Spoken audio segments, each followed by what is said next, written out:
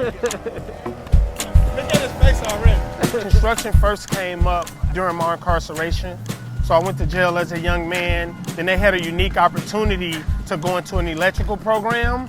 And so I stayed out of trouble and was able to get into the 4-year program, come home with my electrical license. I started a small electrical company, was just kind of winging it. One of the biggest issues I had was like, I'm a black dude in an electrical company, right? As I got into different spaces, I did experience some prejudice simply because people didn't trust me, or even though I was licensed, they just didn't believe I had the capacity.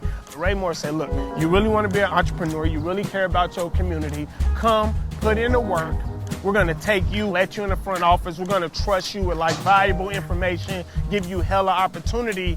You know nothing. You're a young black man. You don't have enough experience to even justify having you here. Raimore accepted all that, was okay with who I was okay with my struggles, and then said, we believe that that's an asset, not necessarily something we should count against you. Come in, use your lived experience, learn and grow, and hopefully enter entrepreneurship again and provide work and jobs for the community, which you say is very important to you. And I'm gonna tell you why Raimore has to consider ex-cons and the untouchables of our culture is because they're a black-owned company. If you talk about affecting the community in a positive way, you cannot get around the realities of losing a large portion of black men to the criminal justice system. Once they seen I was serious about construction and affecting the community, they're now beginning to empower me, go find people either still incarcerated or just got home, build relationships with them, get them in this field, and then our job as a company is going to be to leverage our relationships and leverage this moment to help those individuals get to work and earn a good living for their family.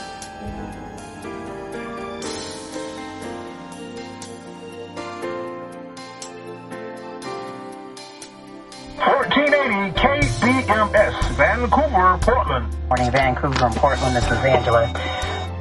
It's about 28 minutes to 12, but before we get back into our normal programming, I have a very special guest.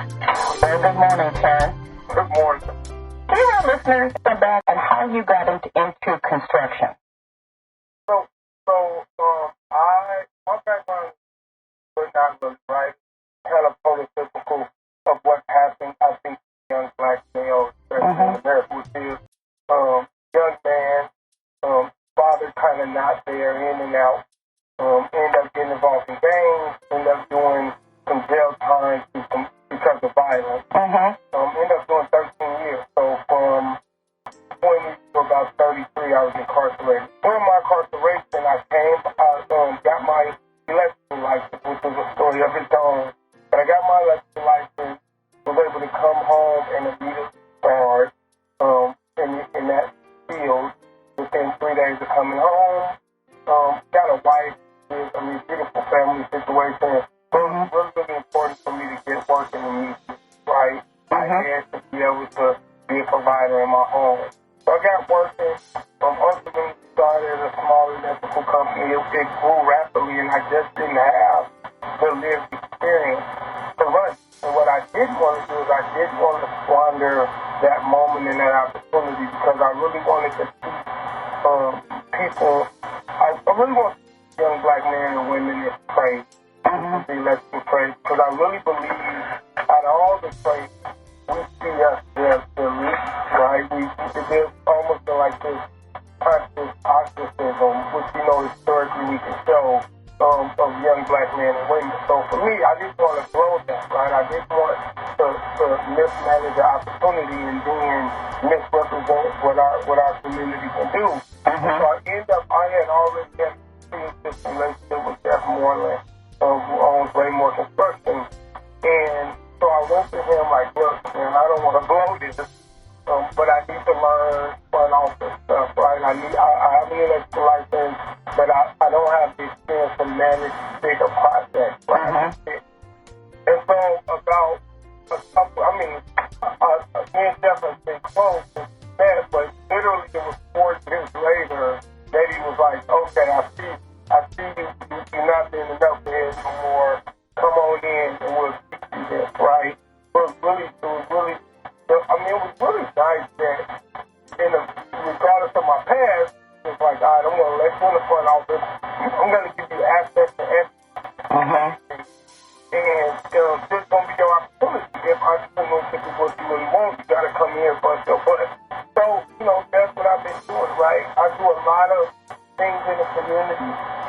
I do those things because I really love the black community. Yeah. I love the BIPOC community as a whole, but I really love the black community because it's where my heart and my experience lies. Wow. And so in all the restorative justice and criminal justice reform work that I do, I also realize that one of our biggest issues in the community is economic disparity, right? Right. Just growth. When you grow, you do stupid stuff trying to have some money. After society, you want to live a nice life, just be a soldier, American dream from elementary to high school, but in our community, we're not really taught how to access that. Or where the majority of that is of that middle class dream is coming from, which I believe is construction. But I believe if you follow the money, most white families are able to pass skill sets and generational wealth down through construction. Right. And so now that I believe that, my thing is I'm like, okay, if a young man or young woman doesn't want to go to college, and you know we've been like forced to send them to college. Right. If they don't want to go to college, they almost hope that there is nowhere else to go to really make some good money. So that's just what it is. You're like, oh, if you want to make some money, you go to college. That's what's true. And that's not true. And unfortunately, what happens is young men and women that maybe would prefer to work with their hands or entrepreneurship and things like that, they find themselves lost after high school. Right? But they still want money. Right. And so the imagery that we're painted in our community is that, if you ain't going to college, you're going to rap, you're going to shoot a throw ball, or you're going to hustle and right? And unfortunately, the odds of shooting that ball or throwing it and having success is almost 0 to 9. The odds of rapping or doing music and having high levels of success is 0 to 9. It's easy to start hustling because it's so accessible to everyone, right? There ain't like a criteria to sell drugs. You know what I mean? Yeah. And so our young men and women find themselves selling drugs, hustling, doing all types of things that they may not normally thought they wanted to do because that's what they feel like is left. So I think my job now is to dispel the myth that two things. Dispel the myth that we can have high levels of success in construction because we can. Because we can. And to challenge the white supremacy that exists in construction. That same supremacy that has protected white men and women, especially white men in construction, to this point, right? So I'm here to challenge that, and I'm really blessed, and I'm meaning that I'm blessed in that I'm getting the opportunity to sit at tables to challenge those worlds, right, and dispel the myth. But it don't mean nothing. If I can consider all that don't mean nothing if I think big young brothers and sisters working. So then how? Take care of their family. What would you be advised to the young men and women who are kind of like maybe about to come out of high school or even, and that they're really looking at maybe going into looking for a job in construction? How can they go about to get the skills that they need, depending on what they can do? Absolutely. So first thing I would say, in front of a young man or young woman, I would say you have to absolutely like your people and were enslaved and built this country. We were not just in cotton fields, we were building, right? We built this country. Right. And then those skill sets are generally passed down. They come conscious effort to keep that skill set out of their hands. So let go of their lives. You don't have the capacity or the ability to build at those levels. Because your forefathers did it for hundreds of people. Because and recognize that things with much of what we know and understand from building comes from your forefathers. So I would encourage them first then. Then I would just tell them, listen to the apprenticeship. What I love about the apprenticeship is most of our young people, never threw a hammer, never spooled anything with a drill, right? They don't know how to some of the basic skills. I remember when I was young, there was always some guys in the community that could fix everything, right? Right. That climb a pole and table, right? In the forest. You always hear somebody that can come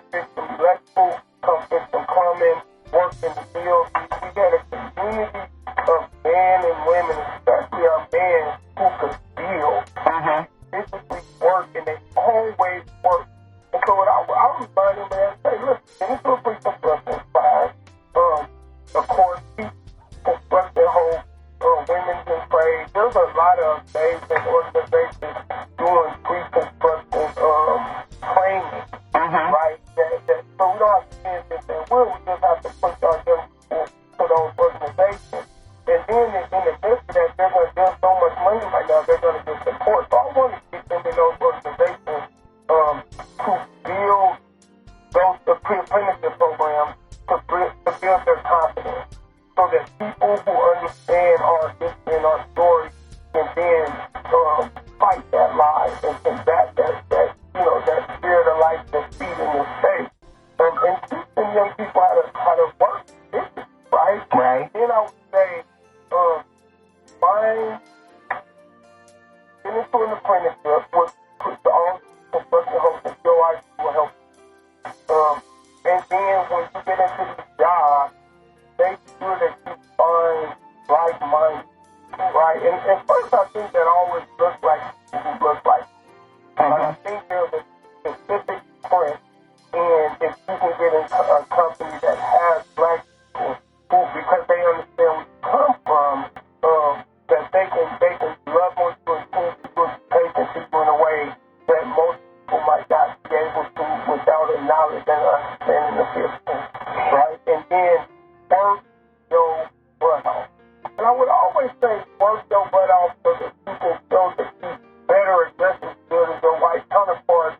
But again, that I think you acknowledge the primacy when you do that. I think for me, I'm at a point where I want to say work your butt off, because in you is the capacity to be great and to be excellent at whatever trade you want to do. Right? We don't have to, I don't want to encourage those people to compete with their white counterparts, because that's an uphill battle we need to get. I want to encourage them to compete with themselves, to recognize that they have the ability and the mindset to be excellent in whatever they put their hands to.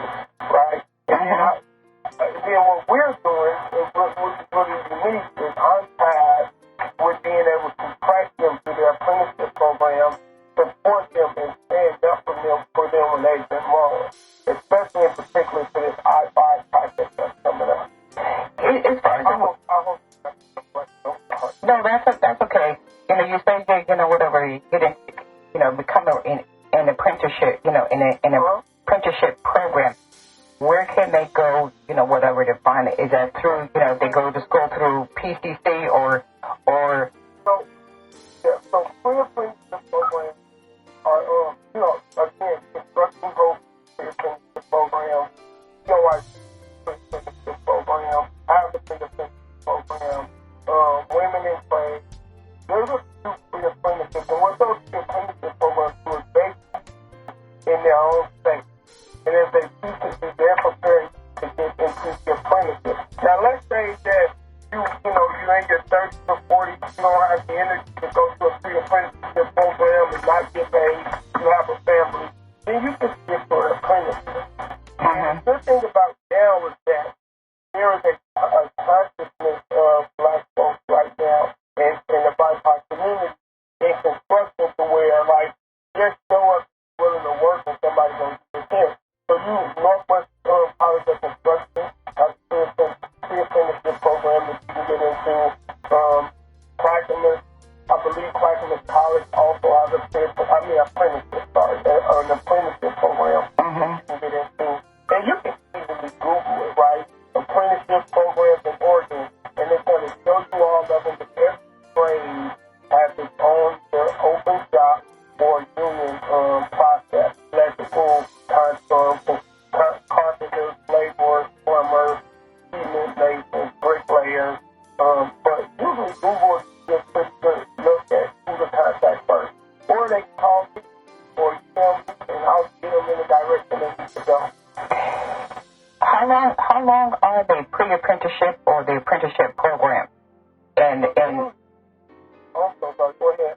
Yeah, how long is the pre-apprenticeship or the apprenticeship program, and what areas and stuff can people get skills for? Right, so generally the pre-apprenticeship program, I think, are about 10 minerals, and what they give them a chance to do is learn. They pretty much are introduced to all trades, from electricians, plumbers, carpenters, HVAC technicians, laborers. They pretty much get a little bit of everything in the pre-apprenticeship program.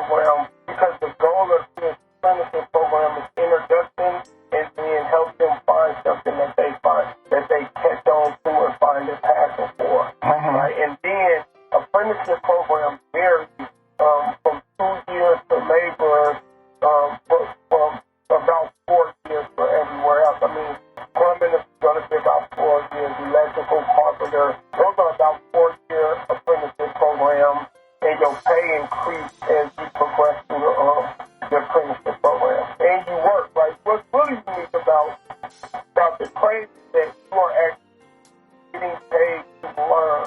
Whereas in typical college, you're paying somebody. And you're leaving college generally with a bunch of debt. You don't leave out the apprenticeship program with debt. You debt free with a skill set that generally for a lot of trades now paying, from $35 to $45 an hour. So you have, most journeymen are at least making $75,000 a year up to 100 plus, depending on the trade and your skill set. For the big project, whatever that is about to happen for I-5 around the Rose Quarter and everything, what kind of skills do that will this construction company be looking for regarding possible new hires to help with this, extensive project? Right. So there's always the workforce all right. You have gun violence in our community, 1,200% or something I heard this year. Yeah. It ain't like you don't have bodies. What we got to do is grab their attention enough to come work. So I'm not looking at different things to need a specific skill set. It is because the apprenticeship assumes that you don't have the greatest skill set and you need to grow. I think what I'm looking, we're always going to need journeyman work, right? We're always going to be short like projects. But for me, journeyman workers are not as much my focus as bringing brand new valuable faces in the body part community to construction. Right? So I'm not looking at a skill set per se. I'm looking at a hunger and a desire to do something different. Look, I'm a project, right? I look at young men and women. I don't game over. I just untap the right. So I'm not looking to say I just run the hammer. No, there's people that get paid pretty good to teach you how to do that. I'm looking at you and saying, if you're going to show up tomorrow. Because for me, I would show up every tomorrow, right? If you show up every tomorrow, you'll get better. You'll get bigger. You'll make a lot of good money. Or maybe even one day start your own company. So I don't want nobody to be like, oh, well, he's going to want to have any level of experience. To me, that's just not important. I just want us not to be afraid of doing something that our forefathers have held at historically around this globe and realize that same potential is in us. I just want our young people to get hungry and take control of their future. If they're willing to put forth energy, I'm going to fight for them and form to get them in these apprenticeships and get them working.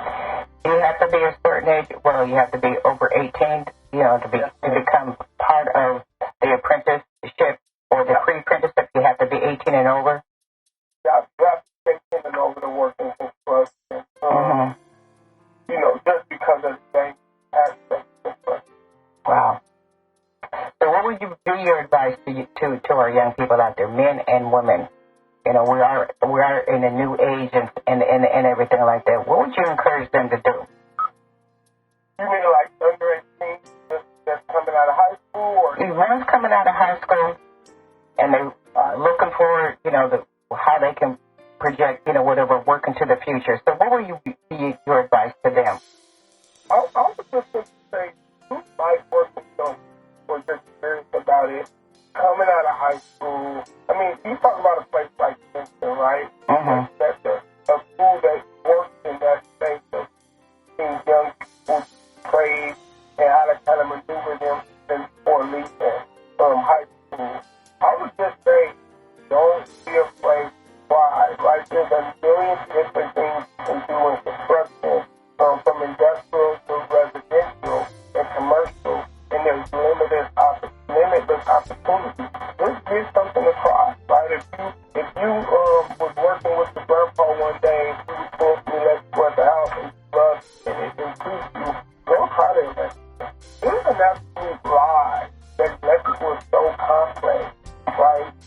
That everyday young person could learn it. That's really a lie. And even some of the standards they've created in these apprenticeship programs, are really historically biased, right? I mean, if you don't think about it, the numbers say that women don't take as much interest in things connected to math, right? That they just don't historically are not riled up by that concept. But I want to keep this electrical program, and the first thing I say out of my mouth is, oh, you got to have this high level of math. I don't ever explain what that level is, nor do I put much energy into encouraging you to do it. I might have been discouraged, right? I literally might have been discouraged. So for me, it's like, I don't want them to believe that any aspect of this is unlearnable. And even in a small amount of time, I just want our young people to realize that they should feel. And let me say this, not just realize they can, but they need to feel. Every time we have a new administration, a new president, a new administration, we run for instance. I think Biden just did a $4 trillion infrastructure bill or something like that. Our community has not historically on a large scale tapped into that money that the government hands out, right? Every 4 to 8, right? We've been to the franchise, so we're trying to figure out how to access the higher levels of wealth, but we don't understand that most of that wealth in this country has been built through buildings. Yeah. Built through infrastructure, bridges, roads, homes, buildings, all that type of stuff. So if they want to access wealth, they got to go where the money is going right now. Yeah. And we continue to have presidents that flood money back to this country through buildings. They continue to put billions of dollars through here into our country. And I just want to encourage them people to not be afraid to go get some of that. And Raimore, we got a really dope community of people that believe in you and know you can do it. And if you just show up, put the work in. I want to say thank you, Terrence, for giving us such great information. And you're the big time celebrity here that I'm talking to. But thank you so much, and thank you for looking out for our young people, and you want to advocate for them. Thank you very much. Well, thank you for having me. And hope next time we talk, I just think about a million young people have overwhelmed me, and we got to hire more folks to love on the young people. Well, right? We'll put the information out there, but hey, you enjoy your day. And again, for you young people out there who are interested and want more information or even have a mentor to show you the way, you can email Terrence at thayes@raimore.com. That's thayes@raimore.com. The jobs are coming, and it's a very, very high-paying job, and you will learn some new skills. So this is your opportunity. Don't want to go to college? You're looking for a long-lasting job? This is the way to go. And again, if you want to find out more information, you can email Terrence at thayes@raimore.com. And coming up, you're going to hear from Coco Brother with his single entitled Moving Forward. So keep it tuned here to 1480. 1480 KBMS, Vancouver, Portland.